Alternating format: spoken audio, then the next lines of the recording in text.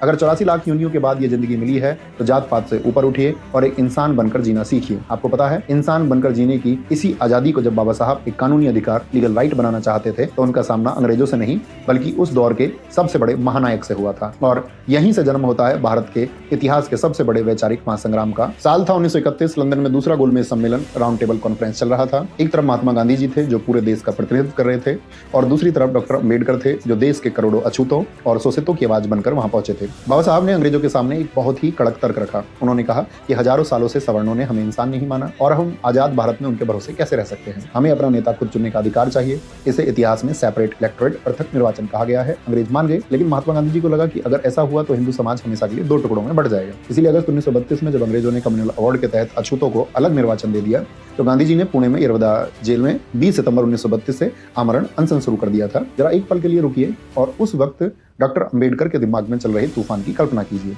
एक तरफ वो महात्मा गांधी थे जिन्हें पूरा देश भगवान की तरह पूजता था। आमरण अनशन की वजह से गांधी जी की जान जा रही थी। अगर गांधी जी को कुछ हो जाता तो पूरे देश में करोड़ों शोषितों और दलितों का कत्लेआम हो जाता, उन्हें जिंदा जला दिया जाता। और दूसरी तरफ बाबा साहब के अपने लोगों के हक की वो लड़ाई थी जिसे वो सदियों बाद जीतने वाले थे। यह एक ऐसे विद्वान की धर्म संकट की घड़ी थी जिसे अपने सिद्धांतों और मानवता के बीच किसी एक को चुनना था।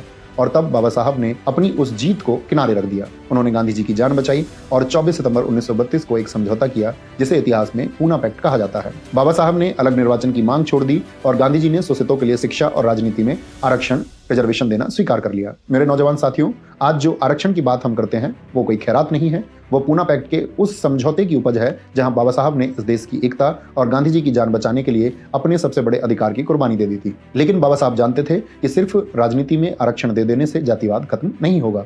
कानून सिर्फ नियम बना सकता है, लोगों के दिल नहीं बदल सकता। इसीलिए 1936 में जब उन्होंने अपनी सबसे क्रांतिकारी किताब लिखी, एनाहिलेशन ऑफ कास्ट, जाति का विनाश, तो उन्होंने उसमें साफ लिखा, जब तक अलग अलग जातियों के लोग एक साथ बैठकर खाना नहीं खाएंगे और जब तक अलग अलग जातियों में आपस में शादियां नहीं होंगी, इंटरकास्ट मैरिजेस, तब तक इस देश में जाति का जहर कभी खत्म नहीं होगा। खून का मिलना ही जाति को तोड़ सकता है।